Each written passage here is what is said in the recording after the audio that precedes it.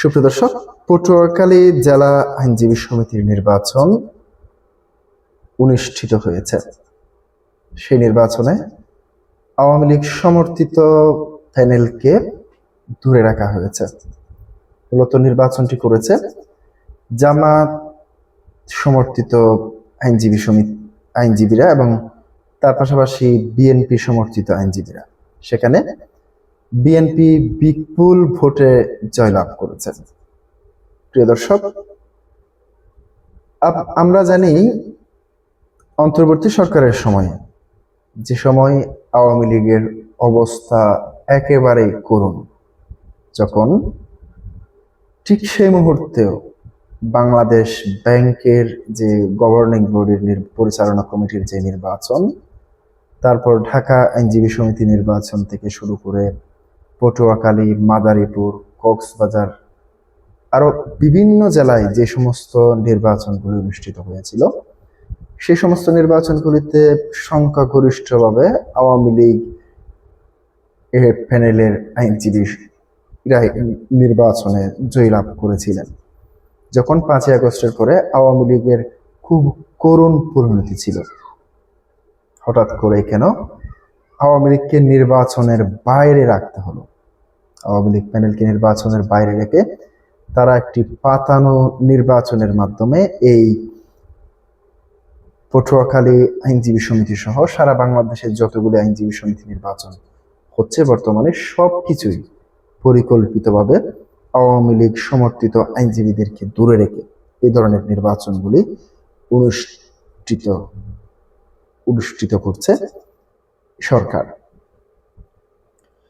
মূলত আওয়ামী লীগ সমর্থিত আইনজীবীদেরকে বিভিন্ন ভয়ভীতি, মামলা ও হামলার ভয় দেখিয়ে তাদেরকে এই সমস্ত নির্বাচনগুলিতে অংশগ্রহণ করতে দিচ্ছে না, যার কারণে মূলত তারা মনোনয়ন ফরম কিনতে পারছে না কিংবা তাদেরকে মনোনয়ন দেওয়া হচ্ছে না।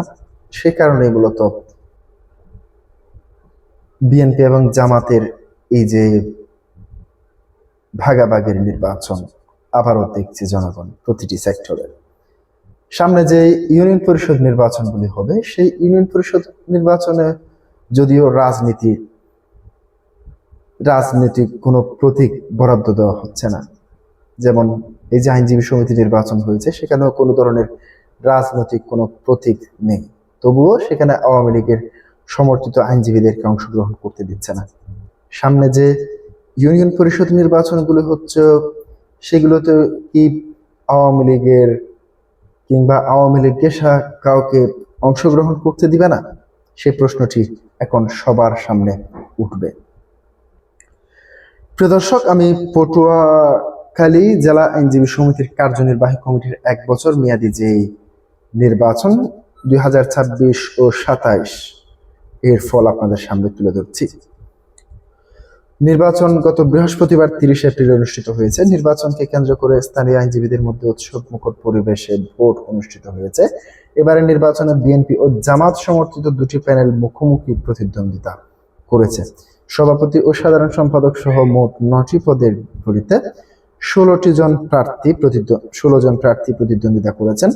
সভাপতি পদে প্রতিদ্বন্দ্বিতা করেছেন অ্যাডভোকেট মোহাম্মদ মুজিবুর রহমান বিএনপি এবং অ্যাডভোকেট আলহাজ মোহাম্মদ নাজমুল হাসান জামাত। সহসভাপতি পদে রয়েছে অ্যাডভোকেট মোহাম্মদ মাসুদুর রহমান জামাত ও অ্যাডভোকেট মোহাম্মদ নজরুল ইসলাম বিএনপি।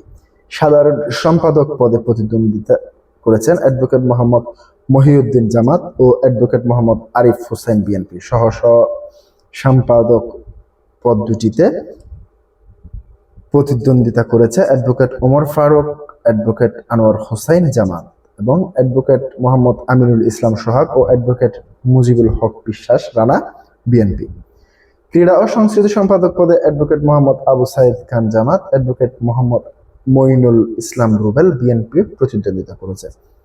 সদস্য দুটি পদ থেকে প্রার্থী হয়েছেন অ্যাডভোকেট নজরুল ইসলাম পাটোয়ারি জামাত, অ্যাডভোকেট মনিরুল আহমেদ ও অ্যাডভোকেট মোহাম্মদ এনামুল হক রাসেল বিএনপি। আইনজীবী সমিতির 520 জন ভোটার আজ সকাল 10টা থেকে বিকেল 4টা পর্যন্ত বিরতিহীনভাবে তাদের ভোটাধিকার প্রয়োগ করে জেলা আইনজীবী সমিতি নির্বাচনের বিএনপি মনোনীত প্রার্থী সভাপতি অ্যাডভোকেট মিজানুর রহমান ও সাধারণ সম্পাদক পদে অ্যাডভোকেট আরিফ হোসেন 9 সদস্যের প্যানেল সহ নির্বাচিত হয়েছে। প্রিয় দর্শক, আজকে পর্যন্তই। আসসালামু আলাইকুম ওয়া রাহমাতুল্লাহ।